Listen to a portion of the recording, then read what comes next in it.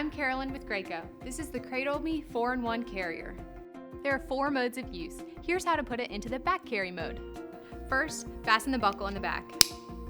Slip your hands through the 2 shoulder straps and slide the carrier over your head. Take the waist belt, put it on your hips, and buckle it in the back. Pull tight.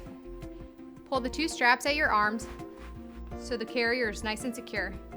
Check to make sure everything is comfortable. Start with baby facing you, then loosen your shoulder straps. Take your right arm and slide it up through your shoulder strap and over the top.